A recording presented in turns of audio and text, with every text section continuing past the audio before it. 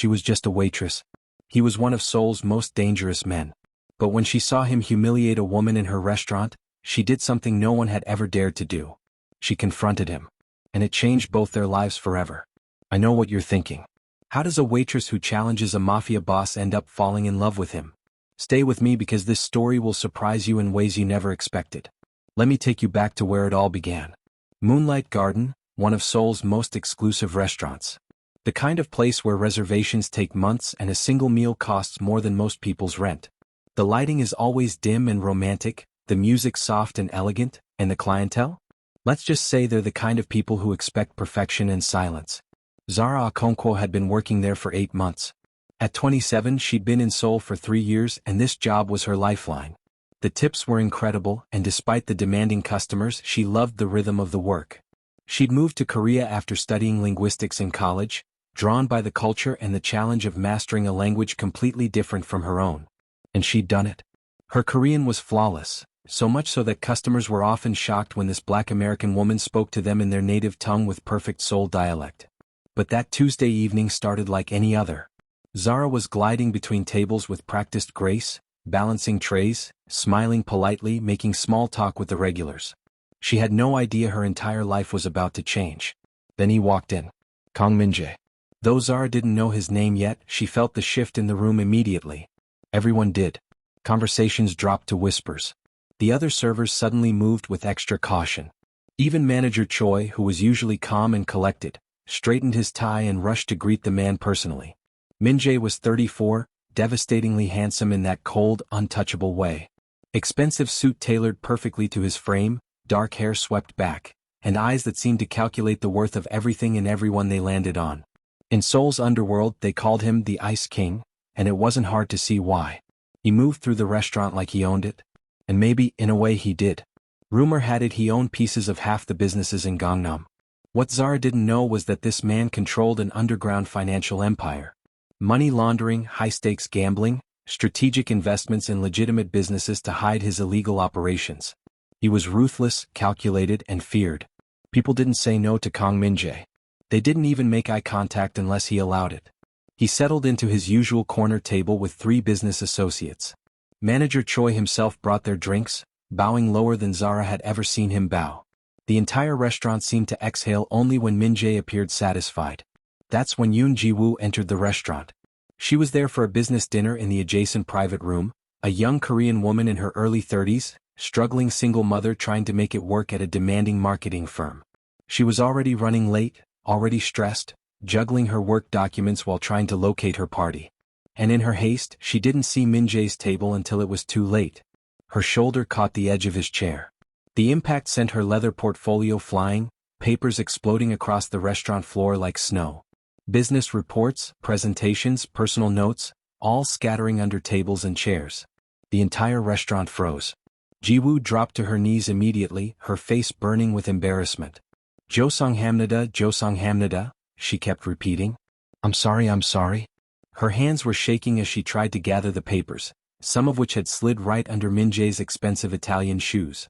For a moment there was silence. Everyone waited to see what the Ice King would do. Then he spoke. His voice was cold, sharp, each word chosen to cut. In Korean he said things that made Ji-woo's face go pale. He called her careless, worthless, said that people like her who couldn't watch where they were going were exactly what was wrong with Seoul. That incompetent people were dragging down everyone around them. He didn't raise his voice. He didn't have to.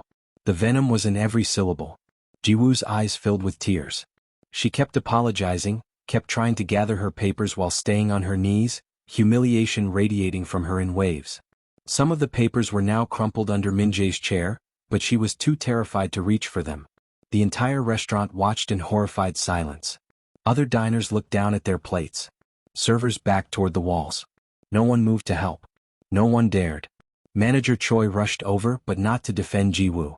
He immediately took Min-Jae's side, apologizing profusely for the disturbance, promising it would never happen again, offering to comp their entire meal. He grabbed Ji-woo's arm, trying to pull her away before she could bother the important customer any further. And that's when Zara saw it all. She was standing across the restaurant, frozen like everyone else. She watched Ji-woo's hands trembling, watched the tears threatening to spill down her cheeks, Watched this woman being treated like she was less than human simply because she'd made an innocent mistake. Something inside Zara ignited. She'd been in Korea long enough to understand the culture of hierarchy and respect. She knew that confronting a customer, especially one like this, would have consequences. She could lose her job. She needed this job. The tips here paid her rent in Itaewon, kept her afloat in this expensive city thousands of miles from home. But then she heard her grandmother's voice in her head. Her grandmother, who had raised her after her mother died when Zara was just 12. Her grandmother, who had lived through the civil rights movement, who had taught her that silence in the face of cruelty makes you complicit. Baby girl, she used to say, when you see wrong being done and you say nothing, you become part of that wrong. Zara also remembered her own experiences. The time she'd been followed in Korean stores because of her skin color. The stares on the subway. The way some people had treated her like she was exotic at best, suspicious at worst. She'd faced discrimination and she'd fought through it with dignity. She'd refused to let anyone make her feel small. And now she was watching someone else being made to feel exactly that way. Her heart was pounding. Her hands were sweating. Every logical part of her brain was screaming at her to stay out of it. This wasn't her business. This was a powerful man, clearly dangerous, clearly used to getting his way. Interfering would be career suicide. But her feet were already moving. Before she could talk herself out of it, Zara was walking across the restaurant floor. Her heels clicked on the marble with each step and gradually people began to notice. Heads turned. Whispers started. What was she doing? Where was she going? She stopped right beside Min-Jae's table. She could feel his associate's eyes on her, cold and threatening. She could see Manager Choi's face going pale with panic. But she looked directly at Kang Min-Jae, this man everyone feared, and she spoke in perfect Korean. Her voice was steady, clear and respectful but firm. She told him that she understood he was an important person, that she could see everyone here respected him. But she said that true strength isn't shown by humiliating people who are weaker than you. Real power, she told him, is shown in how you treat people who can't fight back. She said that what he'd just done to that woman, speaking to her that way over an accident, was disgraceful. That his behavior reflected not strength, but weakness of character. The restaurant went completely silent. Not a fork moved. Not a glass clinked. It was as if the entire world had stopped breathing. Min-Jae's face was absolutely stunned. His mouth opened slightly but no words came out. In his 34 years, in his entire life as the Ice King, as the man who controlled millions of one and dozens of businesses, no one had ever spoken to him this way. No one had ever challenged him. No one had ever looked him in the eye and called his behavior disgraceful. His associates immediately moved to stand, their intentions clear. They would handle this situation. But Min-Jae raised one hand, stopping them. His eyes were locked on Zara's face, searching it. There was anger there, yes, but something else too. Something that looked almost like surprise. Or maybe, curiosity? Manager Choi was beside himself, practically pulling at Zara's sleeve, apologizing to Min-Jae in a panicked stream of words, promising to deal with this employee immediately. But Zara wasn't done. She turned away from Min-Jae and knelt down beside Ji-woo, who was still frozen on the floor, tears now streaming down her face. Zara gently gathered the scattered papers, including the ones under Min-Jae's chair. She helped Ji-woo to her feet, handed her the portfolio, and said something quiet in her ear. Then she walked Ji-woo toward the exit with her arm around her shoulders, giving her dignity, showing her she wasn't alone. As they passed the bar, Manager Choi grabbed Zara's arm hard enough to hurt. "You're fired," he hissed. "Clean out your locker and leave. Now." Zara nodded. She'd known this was coming. But she couldn't bring herself to regret it. She walked Ji-woo all the way outside, made sure she was okay, got her a tissue from her apron pocket. "Thank you," Ji-woo whispered, her voice thick with tears and gratitude. "No one has ever." "You don't have to thank me," Zara said gently. "You didn't deserve that. No one deserves that." After Ji-woo left, Zara went back inside one last time to get her things. The restaurant was still silent, the tension thick enough to cut. And as she walked through that dining room for the last time, her head held high, she passed Min-Jae's table. He was still sitting there, his expensive whiskey untouched in front of him. His associates were talking to him, but he wasn't listening. He was staring at the spot where Zara had stood, where she'd challenged him, where she'd called him weak. His jaw was clenched, his knuckles white around his glass. No one had ever spoken to him like that. No one had ever made him feel. What was this feeling? Shame? Impossible. He was Kang Min-Jae. He didn't feel shame. But he couldn't stop thinking about her words. Real power is shown in how you treat people who can't fight back. His behavior was disgraceful. And as Zara walked out of Moonlight Garden for the last time, neither of them knew that this was just the beginning. That this confrontation would spark something neither of them expected. That the waitress and the mafia boss would find themselves drawn into each other's lives in ways that would transform them both. Can you believe she did that? Would you have the courage to stand up like Zara did, knowing it could cost you everything? Let me know in the comments what you would have done in that moment. And if you want to know what happens next, if you want to see how this impossible connection develops, hit that subscribe button right now. Because trust me, this story is going to take you places you never expected. Zara walked out of Moonlight Garden that night with her head held high, but the reality of what she'd done hit her hard the next morning. She woke up in her small apartment in 81, the place she'd worked so hard to afford, and realized she had no job, no income, and rent was due in 2 weeks. She spent the next few days pounding the pavement, visiting every restaurant, cafe, and hotel in her neighborhood. She updated her resume, put on her best interview clothes, and walked into establishment after establishment with confidence and hope. But something strange kept happening. The moment managers looked at her resume and saw Moonlight Garden listed, their faces would change. Some would make excuses. Others would be more direct. Word had spread fast. In Seoul's tight-knit hospitality industry, news travels at lightning speed, especially when it involves someone like Kang Min-Jae. The story had been twisted, embellished, passed from manager to manager like a cautionary tale. She wasn't the waitress who stood up for someone. She was the black waitress who disrespected a VIP. She was trouble. She was someone who doesn't understand Korean business culture. She was unemployable. Restaurant after restaurant, hotel after hotel, the answer was the same.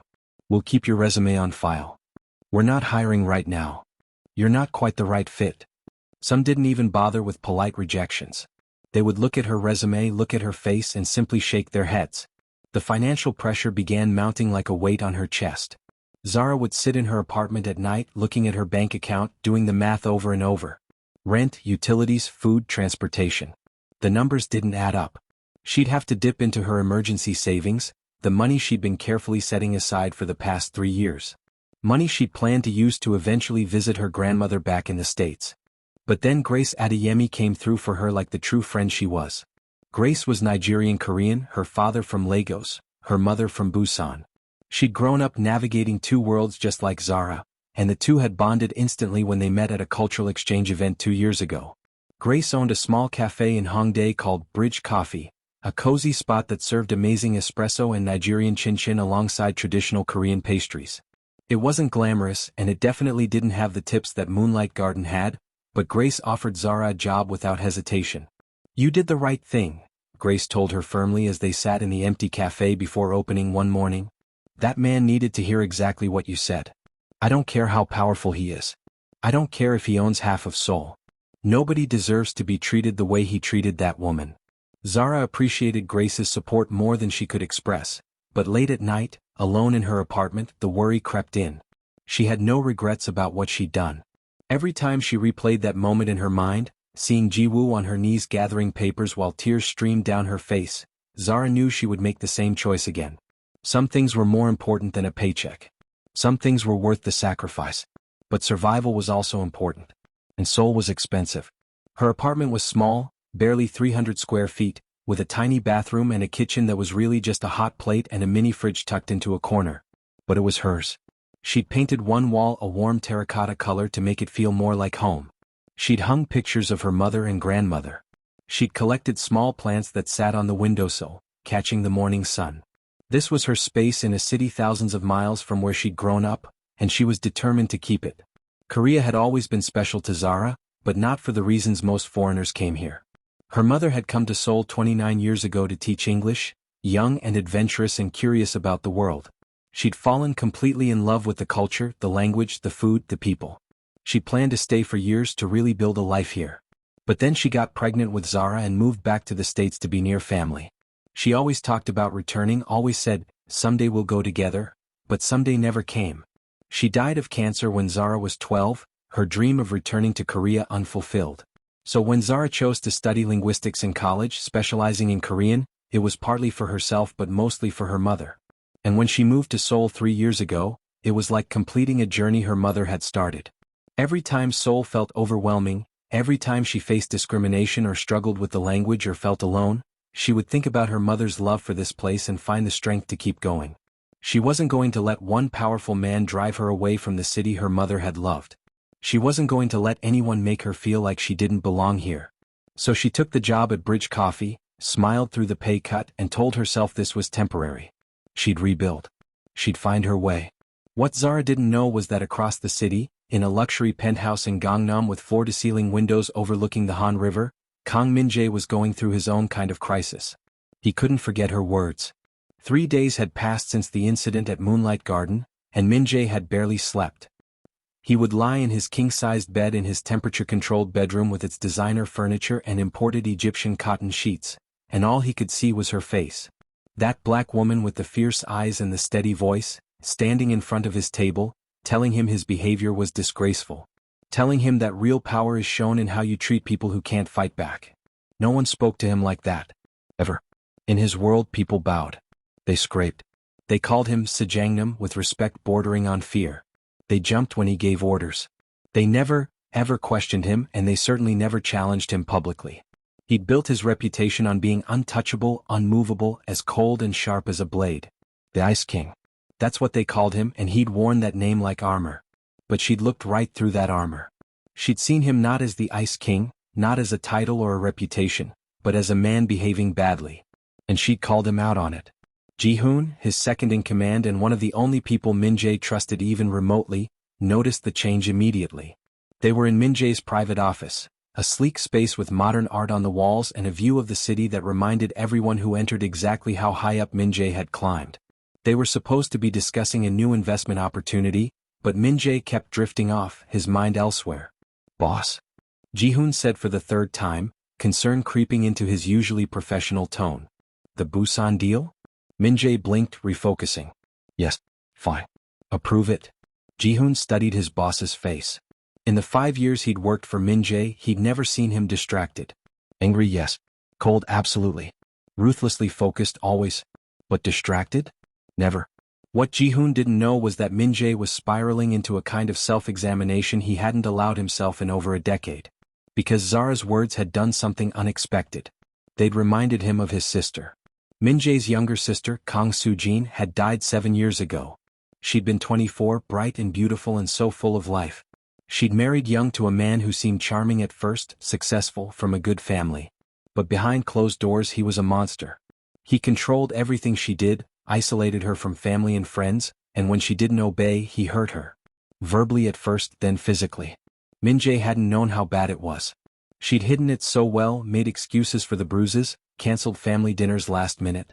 And he'd been so busy building his empire, so consumed with becoming powerful and feared, that he didn't see the signs.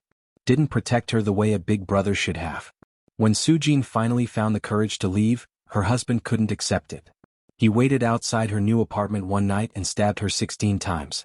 She died before the ambulance arrived. Min-Jae remembered getting that phone call like it was yesterday. The way the world had tilted sideways.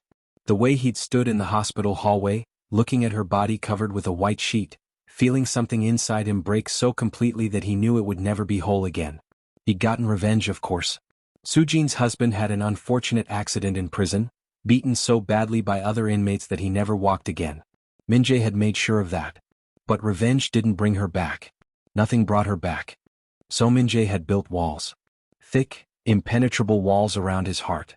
He'd decided that caring about people made you vulnerable, made you weak. Better to be cold. Better to be feared. Better to treat everyone as a transaction, a tool, a means to an end. That way you never got hurt. That way you never felt the shattering agony of loss. But here's what Min-Jae had never allowed himself to see until that night at Moonlight Garden, until Zara forced him to see it. Soo-jin's husband had treated her exactly the way Min-Jae now treated others. With contempt. With cruelty. As if she were worthless, beneath him, less than human. Min-Jae had become the thing he hated most. That realization hit him like a punch to the gut. He'd spent 7 years telling himself he was strong, powerful, above the weakness of empathy. But Zara had held up a mirror, and for the first time, Min-Jae saw what he'd actually become. Not strong. Not powerful. Just cruel. Just someone who hurt people weaker than himself because he could. His behavior was disgraceful. She'd been absolutely right. Min-Jae poured himself another whiskey, his hand trembling slightly. He stood at his penthouse window, looking out at Seoul's glittering skyline, and felt something he hadn't felt in years. Shame. Deep, burning shame. And something else too. Curiosity. Fascination. Respect. Who was this woman who had the courage to confront him? Who would risk everything to defend a stranger? He'd built an empire on fear and calculated moves, and here was someone who operated on principle, on moral conviction, on courage. She'd stood in front of him knowing exactly who he was, knowing what he could do to her, and she'd done the right thing anyway. Min-Jae called Ji-hoon into his office the next morning. "I need you to find someone for me," he said, and for the first time in their 5-year working relationship, Ji-hoon heard something in his boss's voice that sounded almost human. Almost vulnerable. "Find who, boss?" "The waitress. From Moonlight Garden. The black woman who—" He paused, choosing his words carefully. "The one who spoke to me that night. I need to know who she is. Where she is now." Ji-hoon's eyebrows shot up, but he was too professional to comment. "Of course. I'll have the information by this afternoon." True to his word, Ji-hoon returned with a folder. Zara Okonkwo, 27 years old, been in Korea for 3 years, studied linguistics at university in the States. Currently unemployed after being fired from Moonlight Garden. Having difficulty finding new work in the hospitality industry. Currently staying with a friend but looking for employment. No criminal record. No connections to any rival organizations or political groups.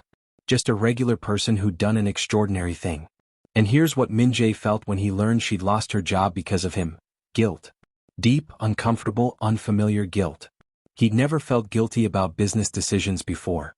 He'd never felt guilty about the people his actions affected. Guilt was a weakness, an emotion he'd trained himself out of years ago. But he felt it now, sharp and insistent in his chest. This woman had stood up for what was right and she'd been punished for it. And it was his fault. Min-Jae was internally conflicted in a way he hadn't been since Soo-jin's death. Part of him wanted to forget about this, to move on, to go back to being the Ice King who didn't care about anyone or anything. But another part of him, a part that had been dormant for 7 years, was waking up. And it wanted to make this right somehow. Over the next few weeks, something strange happened to Kang Min-Jae. He started seeing Zara everywhere, or at least thinking about her everywhere. He'd be in a business meeting and he'd remember her words. He'd be reviewing financial reports and he'd see her face in his mind. He'd walk through Seoul streets and he'd wonder what those same streets looked like through her eyes. Her courage haunted him. Not in a bad way but in a way that made him question everything. Every interaction he had with people, he found himself thinking, what would she think of how I'm speaking to them? What would she say if she saw me now? And Min-Jae realized something shocking. He wanted to be better. For the first time in 7 years, he wanted to be the kind of man someone like her would respect. Not fear. Respect. Ji-hoon continued his investigation and discovered that Zara was now working at a small cafe in Hongdae called Bridge Coffee. When Ji-hoon reported this, he studied his boss's face carefully. "Boss, if you don't mind me asking, why are you interested in this woman?" Min-Jae didn't answer for a long time. Then he said quietly, "She's the first person in years who's seen me as a man, not a title. She didn't see the Ice King. She saw someone behaving badly and she called it out. When's the last time anyone was honest with me, Ji-hoon? When's the last time anyone told me the truth instead of what I wanted to hear?" Ji-hoon had no answer to that because they both knew the truth. No one told Min-Jae anything he didn't want to hear. No one risked his anger. No one dared. Except her. Min-Jae found himself debating whether to go to the cafe. What would he even say? What right did he have to insert himself into her life? But the pull was too strong. He needed to see her again. Needed to understand her. Needed to, what? He wasn't even sure what he needed. Ji-hoon was surprised by his boss's behavior, and surprise was an emotion he rarely felt. In 5 years, Min-Jae had never shown interest in anyone this way. He'd had women, sure, brief encounters that meant nothing and left no impression. But this was different. This wasn't attraction, or at least not just attraction. This was something deeper. Like Min-Jae had been sleepwalking for 7 years and this woman had jolted him awake. Min-Jae told himself it was just curiosity.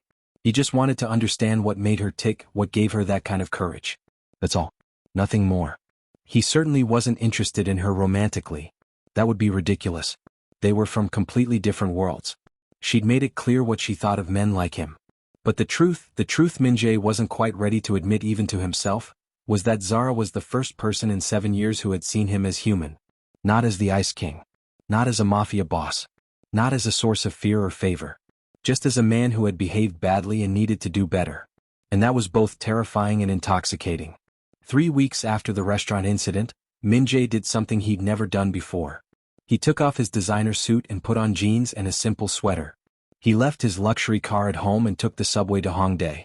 He walked through the artistic neighborhood with its street performers and vintage shops and young energy, and he felt oddly anonymous. Just another person in the crowd. Bridge Coffee was exactly the kind of place Min-Jae would never normally enter. Small, cozy, with mismatched furniture and plants in the windows and a chalkboard menu written in both Korean and English. The smell of fresh ground coffee mixed with something sweet baking in the back. There was art on the walls from local students, and the vibe was completely unpretentious and warm. Min-Jae pushed open the door and a bell chimed. There were only a few other customers, people working on laptops or chatting quietly. And behind the counter, wearing a Bridge Coffee t-shirt and apron, her hair pulled back, was Zara. She didn't see him at first. She was focused on making a latte, her movements practiced and efficient. Min-Jae watched her for a moment, noticing things he hadn't at the restaurant. The way she smiled at customers. The way she made small talk naturally, making each person feel seen. The way she moved with grace despite the cramped space behind the counter. Then she looked up to call the next customer and her eyes met his. She froze. Completely froze. The smile dropped from her face and for a moment he saw fear flash across her features.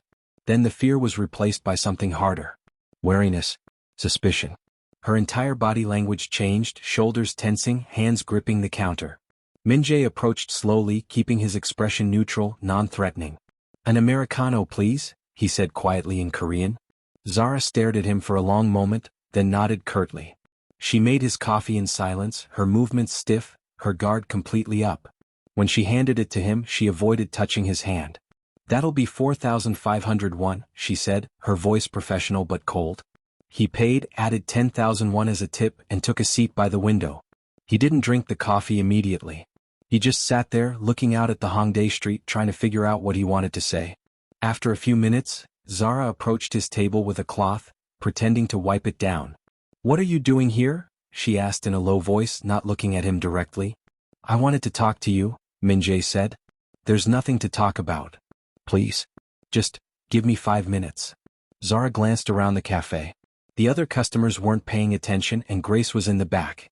She sat down across from him, but her posture was rigid, defensive. 5 minutes. Min-Jae took a breath. This was harder than any business negotiation he'd ever conducted. "I want to apologize," he began. "For that night at the restaurant. You were right about everything you said. My behavior it was disgraceful. You were absolutely right." Zara's eyes narrowed. "Is this some kind of trick?" "No trick. I've thought about nothing else for 3 weeks. About what you said. About how I treated that woman. About." He paused, struggling with words he wasn't used to saying. "About the kind of man I've become. And I'm ashamed." She studied his face, looking for deception, for manipulation. Men like him didn't apologize. Men like him didn't feel shame. "Men like you don't change," she said flatly. "Maybe not," Min-Jae admitted. "But I want to try. You showed me something about myself that night, something I'd been avoiding seeing for a long time. And I can't unsee it now. Why are you telling me this? Because I need you to know that you were right to do what you did. And I need you to know that it mattered. It changed something." Zara leaned back in her chair, arms crossed. "I lost my job because of what I did that night. Did you know that?" Min-Jae's expression tightened with guilt. "I found out. I'm sorry. That wasn't." "I don't regret it," Zara cut him off. "Even knowing the cost, I'd do it again. Some things are more important than a job. But don't come in here expecting me to absolve you or make you feel better about yourself. I don't work that way." There was steel in her voice, and Min-Jae found himself respecting her even more. "I'm not asking for absolution. I just wanted you to know that I heard you. Really heard you. And I'm trying to be better." "Try being better to the people around you then," Zara said, standing up. "That's how you make amends. Not by coming to my workplace and making me uncomfortable." She walked away back behind the counter, and Min-Jae sat there feeling both worse and better somehow. He finished his coffee slowly, and when he left, he placed 200,000 won on the table. A tip so large it was almost insulting. Grace, who had been watching everything from the kitchen, came out as soon as Min-Jae left. "Zara, do you know who that was?" "Unfortunately, yes. That was Kang Min-Jae. Like the Kang Min-Jae." Girl, be careful with men like that. They're dangerous. I know, Zara said, picking up the enormous tip and planning to donate it to a women's shelter. She wanted nothing from him. But something about the encounter stuck with her. The look in his eyes had been genuine. The shame had been real. It seemed different. Smaller, somehow less intimidating. Almost human. She shook her head. She wasn't going to fall for whatever this was. She'd seen too much of the world to believe that powerful men changed because of one conversation. But Min-Jae did come back. 3 days later he showed up at the cafe again. Same casual clothes, same quiet demeanor. He ordered a coffee, sat by the window and read a book. He didn't bother Zara, didn't try to talk to her beyond the transaction at the counter. He just existed in the space, peaceful and undemanding. And he kept coming back. Once, twice a week. He'd come in the morning or early afternoon, never during rushes, never making it difficult for Zara to do her job. He'd order coffee, sit quietly, read or work on his laptop. Sometimes he'd nod at Zara, a slight acknowledgement, nothing more. It was weird. It was persistent. And slowly, almost without Zara noticing it happening, it became normal. After the 4th visit, Zara found herself asking him, "Don't you have a business empire to run or something?" Min-Jae looked up from his book, a slight smile on his face. "I do. But I can work from anywhere. And I like it here. It's peaceful. It's a coffee shop. There are thousands in Seoul. But you're at this one." Zara felt her heart do a strange little flip, which annoyed her. "That's not appropriate." "I'm not trying to be inappropriate. I'm just being honest." He closed his book. "Can I ask you something? Why did you come to Korea? What made you choose Seoul?" She shouldn't engage. She should keep her distance. But something about the genuine curiosity in his voice made her answer. "My mother. She lived here for a year before I was born. She loved it here, talked about it all the time when I was growing up. She always said we'd come back together someday, but she died before we could. So I came for both of us." Min-Jae's expression softened. "That's beautiful. To honor her memory that way. What about you?" Zara found herself asking. "Why are you the way you are? What made you so cold?" It was a bold question, maybe too bold, but Min-Jae didn't take offense. He was quiet for a long moment, and Zara thought he wouldn't answer. Then he said, "I had a sister. 7 years younger than me. She married the wrong man, someone who hurt her. And I was so busy building my empire, so focused on becoming powerful and feared, that I didn't see what was happening until it was too late. He killed her." Zara's breath caught. "I'm so sorry. After she died, I decided that caring about people made you vulnerable. Made you weak. So I built walls. Became the Ice King everyone fears. I thought that would protect me from ever feeling that pain again." He looked directly at her. "But you showed me that I didn't become strong. I just became cruel. And I think my sister would be ashamed of what I've become." It was the first time Min-Jae had been this vulnerable with anyone since Soo-jin's death. The words felt foreign in his mouth, uncomfortable but also somehow liberating. Zara sat down across from him without being invited this time. "She probably would want you to be happy. To live a life that would honor her memory, not just punish yourself forever. Is that what you think I'm doing? I think you're punishing everyone around you because you couldn't save the one person who mattered most. And that's not strength. That's just pain you haven't dealt with." Her words were direct, unflinching but not unkind. And Min-Jae realized this was what he'd been craving, honesty. Someone who would tell him the truth, who wouldn't handle him with kid gloves or fear. From that day on, their conversations became deeper. Min-Jae would come to the cafe, and during her breaks, Zara would sit with him. They'd talk about life, about Seoul, about culture and food and their vastly different experiences of the same city. He was fascinated by how she saw the world, her perspective as a black woman navigating Korean society. She was surprised by his willingness to listen, to learn, to question himself. Min-Jae started asking her about everything. What was it like for her in Seoul? What challenges did she face? How did she maintain her optimism in the face of discrimination and hardship? Zara found herself opening up more than she intended, sharing stories about her mother, about her grandmother who'd raised her with fierce love and strong principles, about why she believed in standing up for what was right even when it was difficult. And Min-Jae began to share pieces of himself he'd kept locked away for years. Stories about Soo-jin, about their childhood, about the dreams she'd had before her life was cut short. The guilt he carried. The walls he'd built. The emptiness of his powerful but isolated life. Slowly, almost imperceptibly, something was forming between them. Not just friendship but understanding. Connection. The beginning of something neither of them had names for yet. 2 months after Min-Jae's first visit to Bridge Coffee, he did something that surprised even him. He asked Zara to dinner. Not at a fancy restaurant, he said quickly, seeing her start to refuse. At a pojangmaka, a street food tent. In Hongdae. Somewhere completely normal and unpretentious. I want to see Seoul through your eyes. Will you show me? Zara studied his face.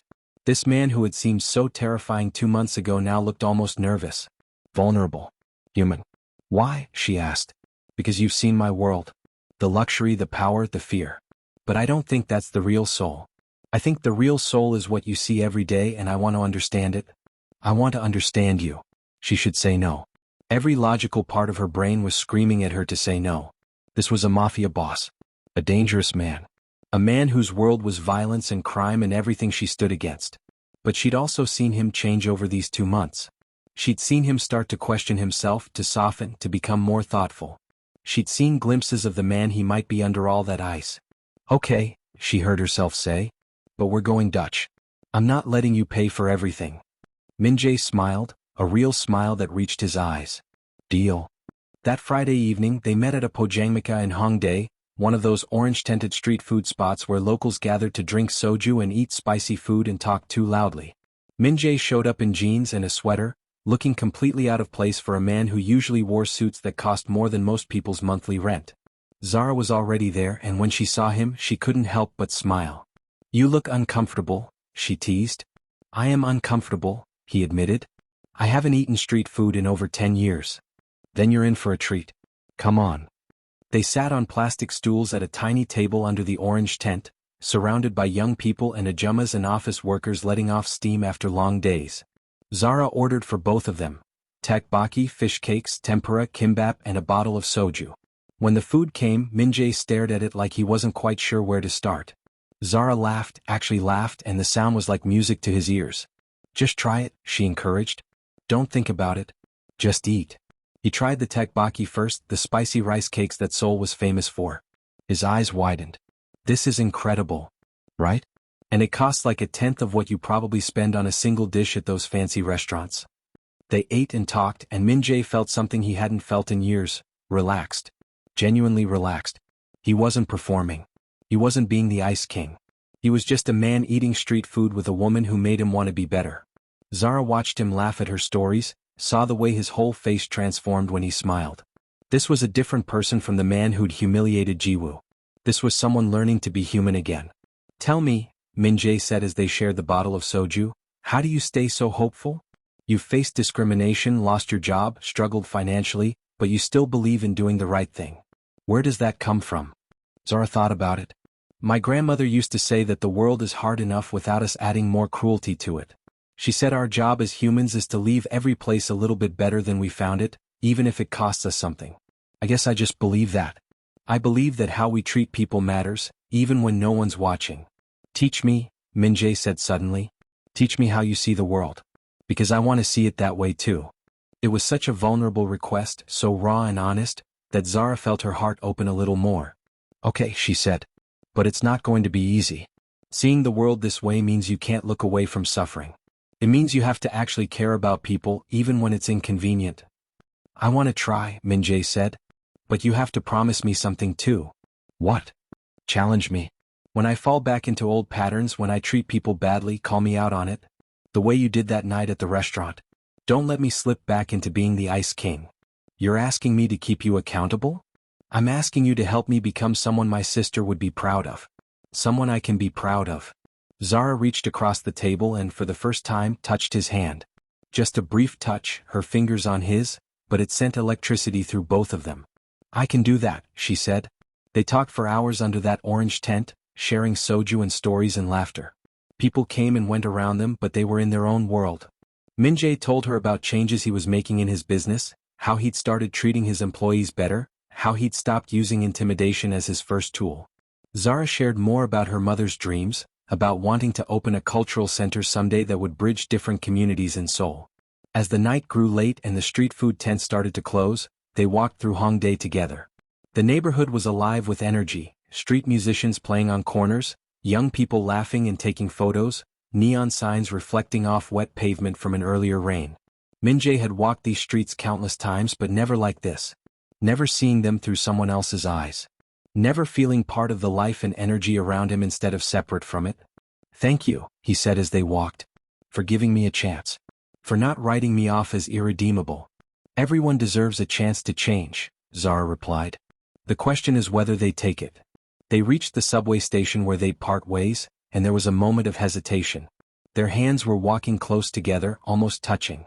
The air between them felt charged with possibility. But neither of them closed that final distance. Not yet. This was too new, too fragile, too important to rush. "Same time next week?" Min-Jae asked. "Maybe," Zara said with a small smile. "But next time you're trying Sunday. If you can handle blood sausage, maybe you're ready for the real Seoul." Min-Jae laughed, and the sound was so genuine, so free that even he barely recognized it. As he watched her descend into the subway station, Min-Jae realized something that both terrified and thrilled him. He was falling for her. This woman who had challenged him, who refused to be impressed by his power or intimidated by his reputation, who saw him as he truly was and still believed he could be better. And from the way she'd touched his hand, the way she'd smiled at him tonight, he thought maybe, just maybe, she was starting to feel something too. Back in his penthouse that night, Ji-hoon called to discuss business. But for the first time in their 5-year working relationship, Min-Jae cut the conversation short. "It can wait until Monday," Min-Jae said, staring out at the Seoul skyline with a smile on his face. Ji-hoon hung up the phone and sat in stunned silence. His boss, the Ice King, the man who worked 18-hour days and never, ever said business could wait, had just prioritized something over work. Something that made him smile like Ji-hoon had never seen him smile before. Change was happening. Real, fundamental change. And it was all because of a waitress who had refused to stay silent. Zara, meanwhile, was lying in her small apartment in Itaewon, staring at the ceiling, her phone in her hand with Grace's concerned text messages lighting up the screen. Grace had seen them leave together, had seen the way they looked at each other, and she was worried. Worried that Zara was getting in over her head. Worried that a man like Kang Min-Jae couldn't truly change. Worried that her friend would get hurt. And maybe Grace was right to worry. Maybe this was dangerous. Maybe Zara was being naive to think that a mafia boss could transform into someone worthy of her trust and affection. But Zara had also seen something real in Min-Jae's eyes tonight. She'd seen vulnerability and genuine desire to change. She'd seen a man trying to climb out of the darkness he'd built around himself, reaching for light, reaching for something better. She'd seen someone worth believing in. And yes, she was falling for him. Despite every warning bell in her head, despite knowing his world was dangerous and complicated and nothing like hers, despite understanding that this could all end in heartbreak, she was falling for him. The question was, could he really change? Could a man who'd built his life on fear and violence become someone gentle? Someone good? Someone who treated people the way they deserved to be treated, not just when Zara was watching but always? Over the next few weeks, Zara got her answer. Because Min-Jae didn't just talk about change, he started living it. He began implementing new policies in his businesses. Employees who used to live in fear of making mistakes now found their boss asking them questions, listening to their concerns, treating them with respect.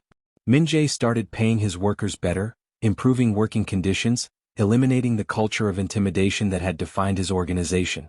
Ji-hoon watched in amazement as his boss transformed. Min-Jae started donating anonymously to women's shelters, the cause clearly connected to his sister's memory. He pulled out of business deals that involved exploiting vulnerable people. He stopped using violence and intimidation as his primary tools, instead using negotiation and fair dealing. It wasn't a complete transformation. You don't undo years of being the Ice King overnight. Min-Jae still had moments where his old coldness surfaced, where his first instinct was to threaten rather than discuss. But now when that happened, he'd catch himself. He'd remember Zara's words. He'd choose differently. And every few days he'd show up at Bridge Coffee. Sometimes they'd talk for hours. Sometimes just a few minutes. But the connection between them grew stronger with each visit. They went on more dates, though neither of them called them that yet. They explored Seoul together. Not the Seoul of luxury and power that Min-Jae knew, but the Seoul of hidden neighborhoods and local restaurants and secret spots that Zara had discovered in her 3 years living there. They went to Bukchon Hanok village and walked among the traditional houses. They visited Gwangjang market and ate bindyatik while standing at crowded stalls. They took a late-night walk along the Cheonggyecheon stream, the artificial river lit up with lights, and talked about their dreams and fears. Zara told him about her dream of opening a cultural center, a place where foreigners in Seoul could connect with locals, where different cultures could blend and learn from each other. Min-Jae found himself wanting to help make that dream real, but he held back, knowing she'd refuse if it felt like charity. Min-Jae told her about his fear that he'd wasted the last 7 years of his life becoming someone his sister would have hated. Zara reminded him that we can't change the past, only who we choose to be going forward. Their conversations were deep, intimate, the kind that happen when two people are really seeing each other, not just the surfaces but the complicated, messy, beautiful depths underneath. And through it all, there was this tension between them. This growing attraction that neither of them was quite ready to acknowledge. The way their hands would almost touch when they walked. The way their eyes would meet and hold for just a moment too long. The way they both found excuses to be near each other. Grace continued to worry, continued to warn Zara to be careful. Men like that don't change, she'd say. Not really. Not deep down. But Zara was watching Min-Jae change right in front of her eyes. She was seeing him struggle with it, seeing him choose kindness when cruelty would be easier, seeing him question himself and his old patterns. It wasn't easy for him. It wasn't comfortable. But he was doing it. And maybe that's what real change looked like. Not a sudden transformation but a daily choice, made over and over again to be better than you were yesterday. One evening about 3 months after their first dinner at the Pojangmika, they were walking through Hongdae after another one of their not dates. The streets were crowded with the usual Friday night energy, and they just finished eating at a tiny dumpling place that Zara swore made the best mandu in Seoul. They were talking about music. Zara had been telling him about her mother's love of traditional Korean music, when a drunk man stumbled into Zara, hard enough to nearly knock her over. Min-Jae's old instincts kicked in immediately. His hand moved to his phone, ready to call Ji-hoon, ready to have this man taught a lesson for disrespecting someone under his protection. The Ice King's response would have been swift and brutal. But then he felt Zara's hand on his arm, gentle but firm. The drunk man was apologizing profusely, clearly embarrassed, clearly just someone who'd had too much soju. "Are you okay?" Zara asked him in Korean, her voice kind. The man nodded, apologized again, and his friends helped him away. "You okay?" Min-Jae asked Zara, his protective instincts still on high alert. "I'm fine. It was an accident." He didn't mean anything by it. Min-Jae took a breath, forcing himself to let go of the anger, the immediate desire to punish someone for a minor slight. This was what Zara had been teaching him. Not everyone who made a mistake deserved retribution. Sometimes people were just clumsy, drunk, human. "I almost called Ji-hoon," he admitted. "I know," Zara said. "But you didn't. That's growth." They continued walking, and as they crossed a small bridge over a stream, their hands finally touched. Not an accident this time.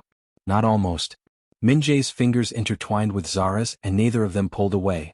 They walked like that for several blocks, hand in hand, not speaking, just existing in this moment of connection. "I need to tell you something," Min-Jae said finally, stopping under a streetlight. "I'm falling in love with you, Zara. I know that's probably not what you want to hear. I know I'm still figuring out how to be a good person. I know my world is dangerous and complicated. But I need you to know that you've changed my life. You've made me want to be better. You've shown me that there's more to life than power and fear." Zara's heart was pounding. She looked up at this man who had started as someone she despised and had somehow become someone she couldn't imagine her life without. "I'm scared," she admitted. "Scared of your world. Scared of what loving you might mean. Scared that one day you'll slip back into being the Ice King and I won't be able to reach you." "I'm scared too," Min-Jae said. "Scared that I'll disappoint you. Scared that I'm not capable of being the man you deserve. But I want to try. I want to keep trying every single day. Your world and my values, they're going to clash," Zara said. "There are going to be times when what I believe is right and what your business requires are in direct conflict. What happens then?" "Then we figure it out together," Min-Jae said. "I'm not asking you to compromise who you are. I'm asking you to help me become someone better. To keep challenging me the way you did that first night. To never let me forget that how we treat people matters." Zara stood there, this man's hand in hers, Seoul's lights glittering around them, and she made a choice. Maybe it was the wrong choice. Maybe it would end badly. Maybe Grace was right to worry. But she chose to believe in the change she'd witnessed. She chose to believe in the man Min-Jae was becoming, not just the man he'd been. "Okay," she said. "But I have conditions. You keep making changes in your business. You keep treating people with respect. And the moment I see you slipping back into old patterns, the moment you start treating people the way you treated Ji-woo that night, I'm done. I won't stay with someone who uses their power to hurt people.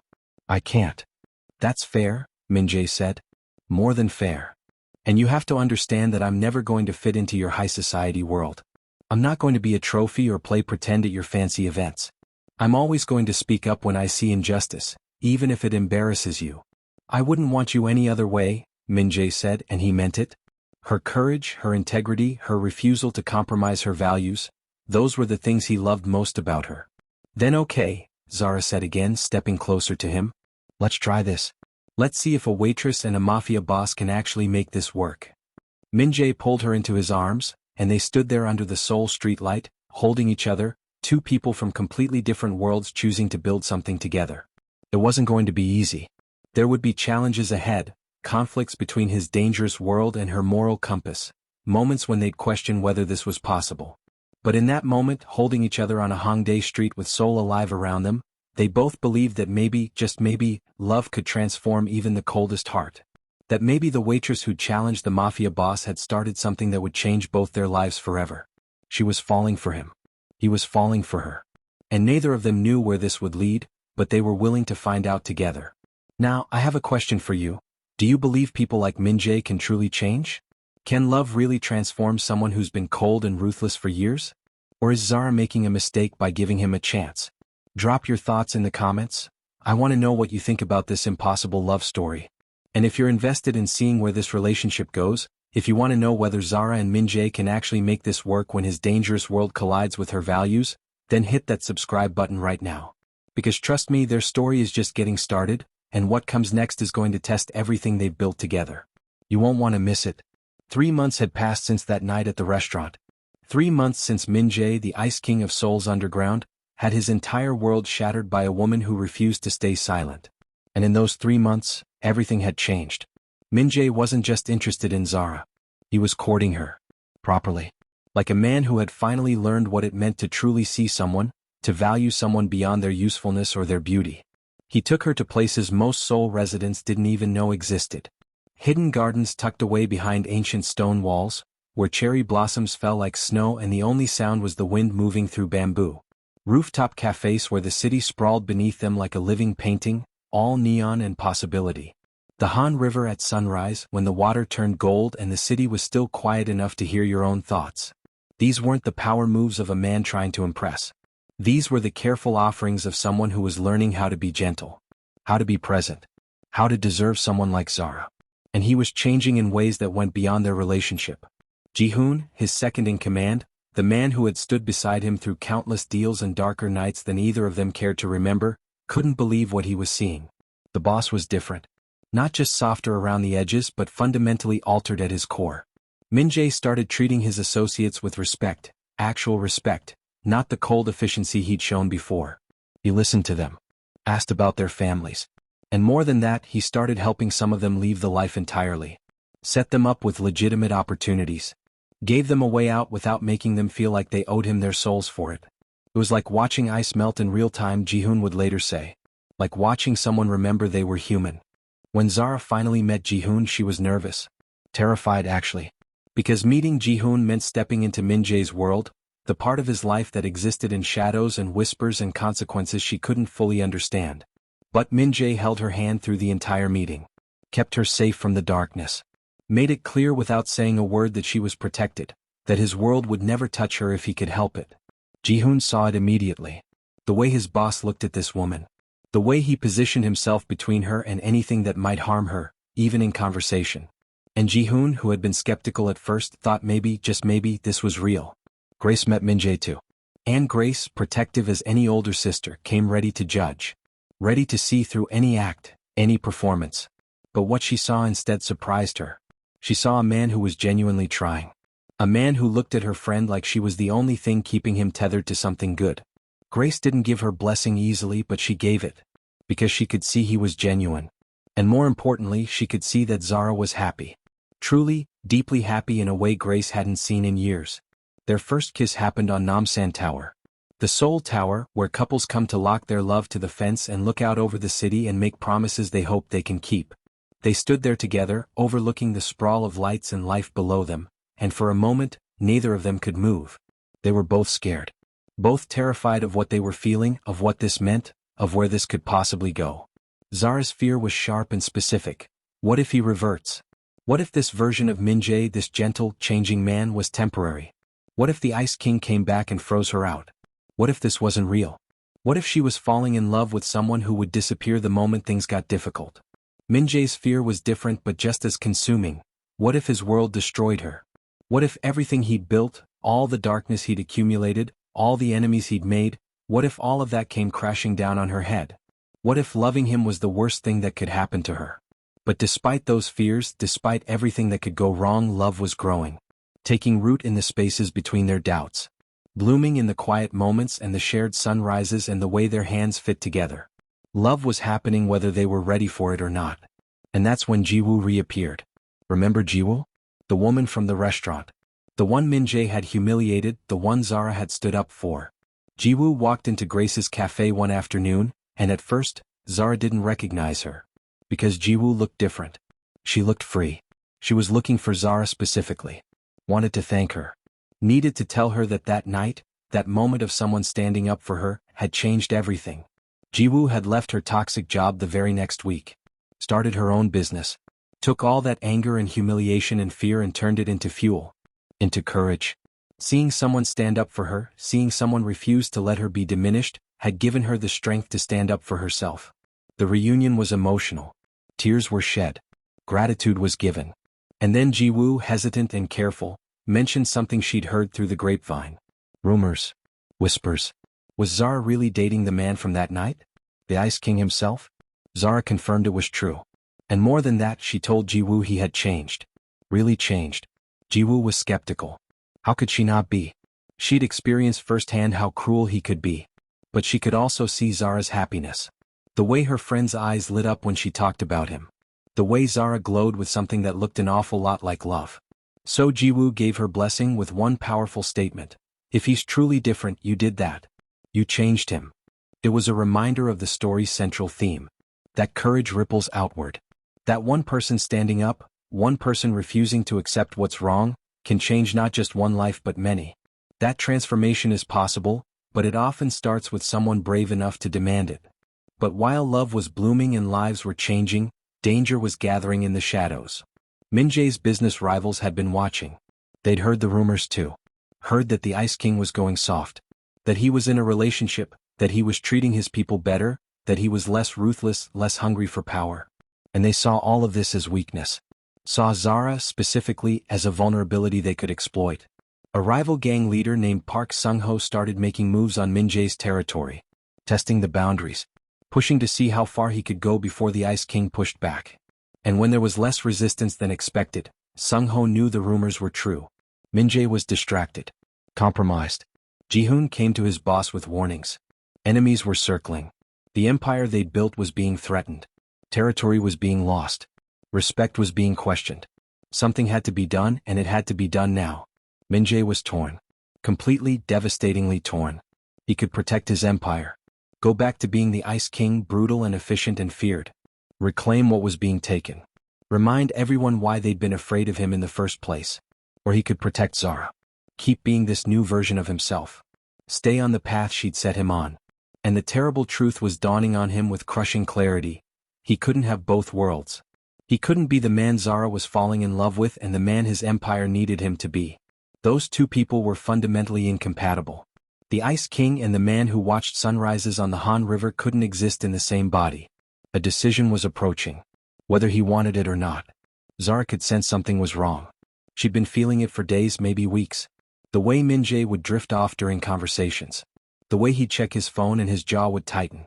The way he'd hold her a little too tight, like he was afraid she'd disappear. But when she asked him about it, he wouldn't tell her. Wouldn't share the details. He was trying to shield her from his world, trying to keep the darkness away from her light. And that's when they had their first real fight. Zara told him he was shutting her out. That this wall he was building, this was exactly what she was afraid of. She didn't fall in love with the Ice King. She didn't fall for the power or the mystique or the dangerous reputation. She fell for the real man underneath all of that. The one who was vulnerable and trying and choosing to be better. And if he went back to his old ways, if he became that cold, closed-off person again, she couldn't stay. She wouldn't stay. It wasn't quite an ultimatum. She didn't say, choose me or choose your empire. But they both heard it anyway. They both knew what was being said in the spaces between her words. Everything they'd built together was about to be tested. Will Min-Jae choose love or power? The decision was made for him in the cruelest way possible. Park Sung-ho kidnapped Zara. It was a calculated move. A power play designed to draw Min-Jae out. Force him to react. Make him show everyone what he really cared about, where his priorities truly lay. Sung-ho knew that the Ice King would have to respond. The question was how.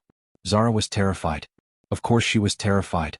She was being held captive by a violent gang leader in a world she barely understood. But even in her fear, even while her hands were shaking and her heart was pounding, she remembered something. She remembered that night in the restaurant. She remembered standing up when it would have been easier to stay silent. She remembered finding courage she didn't know she had. So she stood up to Sung-ho even while she was his captive. Refused to cower. Refused to beg. Looked him in the eye and told him that whatever game he was playing, whatever point he was trying to make, using her was cowardly. That real strength wasn't about violence or intimidation. That he was proving exactly how weak he really was. Sung-ho was not amused. Meanwhile, Min-Jae was assembling his men. The Ice King was gathering his forces. Ji-hoon stood beside him, reading for war, ready to burn down Sung-ho's entire operation to get Zara back. They'd done this before. They knew how to handle threats. They knew how to make people disappear. Ji-hoon asked the question, "What's the play?" And Min-Jae's answer surprised everyone in that room. He said, "We end this. All of it." He went to meet Sung-ho. Not with an army. Not with weapons and threats and violence. He went to negotiate. The meeting took place in an abandoned warehouse, because some clichés exist for a reason. The tension in that space was suffocating. Two men who understood violence, who had built empires on fear, standing across from each other with everything on the line. And then Min-Jae made an offer that shocked everyone present. He told Sung-ho to take it all. All his territory. All his assets. Every business, every connection, every piece of the empire he'd spent years building. Take it all. It was his. Only one condition: let Zara go. Leave them alone. Let them walk away and never look back. Sung-ho couldn't believe what he was hearing. The Ice King, the man who'd ruled Seoul's underground with absolute authority, was surrendering? Just like that? Over a woman? Min-Jae's declaration was simple and devastating. Power means nothing without her. The empire, the reputation, the fear, all of it was worthless if Zara wasn't in his life. He was done. Done with the violence, done with the game, done with being the Ice King. He was choosing to walk away from everything he'd built. Zara heard every word. Tears were streaming down her face as she listened to the man she loved give up his entire world for her. Not because she'd asked him to. Not because she'd given him an ultimatum. But because he'd finally figured out what really mattered. Sung-ho laughed. Because what else could he do? Who turns down a free empire? Who says no when someone hands you everything you've been fighting for? He took the deal. Let Zara go. Watched as Min-Jae walked away from everything he'd been, taking her hand and never looking back. 6 months later, life looked very different. Min-Jae was working a legitimate job. Security consulting. Using all that knowledge, all those years of understanding how criminals think and operate, and putting it to good use. Helping businesses protect themselves. Helping people stay safe. He was making honest money, sleeping without nightmares, living without looking over his shoulder. Zara had returned to university. She was studying social work, turning everything she'd experienced into purpose. She wanted to help people who felt voiceless. Wanted to give courage to those who needed it most. They lived together in a modest apartment. Nothing fancy. Nothing like the penthouse Min-Jae used to have. But it was theirs. Filled with plants Zara kept trying not to kill, books they'd read together, photographs of their new life. It was home in a way that luxury never had been. Ji-hoon visited regularly. He'd stayed in the business, but he came by to tell Min-Jae something important. The old crew respected what he'd done. More than respected it. They were inspired by it. Some of them had followed his lead. Left the life. Found legitimate work. Started over. Min-Jae's sacrifice, his choice to walk away, had created a ripple effect. Had shown others that change was possible. That you didn't have to stay in the darkness just because that's where you'd always been. One afternoon, Zara and Min-Jae were having coffee at Grace's cafe. The same cafe where so much of their story had unfolded. And Ji-woo walked in with her daughter. Ji-woo's business was thriving. She was happy. Confident. Free. Her daughter was bright-eyed and chatty, clearly growing up with a mother who knew her own worth. It was a full-circle moment. 3 lives fundamentally altered by one act of courage in a restaurant. Zara standing up for Ji-woo. Min-Jae being challenged to change. Jiwoo finding the strength to transform her life. All connected. All changed. All proof that courage really is contagious. And then Min-Jae proposed. The ring was simple. Not the massive diamond the Ice King would have chosen. Just a simple band that represented everything they'd become together. His words, which I'll narrate here, were heartfelt and honest. He told her that she'd saved him. Not from his enemies or his empire, but from himself. From the cold, empty life he'd been living. He told her that every day with her was proof that people can change, that love is real, that choosing to be better is always possible. He asked her to marry him. To build a life together. To keep reminding him who he wanted to be. She said yes. Of course she said yes. Now let me tell you what this story really means. Because it's not just a romance. It's not just a redemption arc. It's about something fundamental to the human experience. Courage is contagious. One person standing up, one person refusing to accept what's wrong, creates ripples that spread farther than we can ever imagine. Zara stood up for Jiwoo, which made Min-Jae question himself, which led to him changing, which inspired his crew to change, which gave Jiwoo the courage to transform her life. One act. Countless consequences. People can change when they're shown a better way. Min-Jae didn't transform because someone punished him or threatened him or tried to destroy him. He changed because Zara showed him what it looked like to have courage. What it meant to stand for something. What it felt like to be truly seen. She didn't demand he change. She just lived her values so clearly that he couldn't help but want to be better. Love is most powerful when it challenges us to be better. Not love that accepts everything. Not love that enables our worst impulses. But love that sees who we really are and who we could become, and refuses to let us settle for less than that. Love that says, I see your potential and I believe you can reach it. That's the kind of love that transforms. Zara's grandmother was right. Silence is complicity. When we witness wrongdoing and say nothing, we become part of the problem. We give permission for it to continue. Speaking up is scary. Standing up is hard. But it's also necessary. It's also how change happens. And Min-Jae learned the hardest lesson of all. True strength is vulnerability and choice. The Ice King was never strong. He was protected, yes. Powerful, yes. But strong? No. Real strength was admitting he was wrong. Real strength was choosing to be vulnerable with Zara. Real strength was walking away from everything he'd built because he'd figured out it was built on the wrong foundation. The story ends on their wedding day. It's a blend of cultures, Korean and whatever Zara's heritage is, coming together in something beautiful and unique to them. Grace stands as maid of honor, practically glowing with happiness for her friend. Jihoon is the best man, honored to be part of this new chapter. Jiwoo and her daughter are there in the crowd, proof that one act of courage can change everything. And behind them all, the Seoul skyline stretches out, the city where their story began. The city where an Ice King melted and a quiet woman found her voice and courage spread like wildfire. If this story moved you, if it made you think about your own courage or your own capacity for change, hit that like button. Share it with someone who needs to hear that transformation is possible. That people can change. That standing up matters. That love, real love, is worth everything. Subscribe for more stories about courage, redemption, and the power of choosing to be better. What did you think? Did Min-Jae's redemption feel earned? Do you believe in second chances? Would you have had Zara's courage in that restaurant? Drop your thoughts in the comments below. Thank you for staying with me through this journey. Through the darkness and into the light. Through fear and into love. Through who we were and into who we can become. Because that's what this story is really about. Not Ice Kings or Seoul's underground or dramatic rescues. It's about the simple, terrifying, beautiful truth that we can all change. We can all be better. We just need someone brave enough to show us how.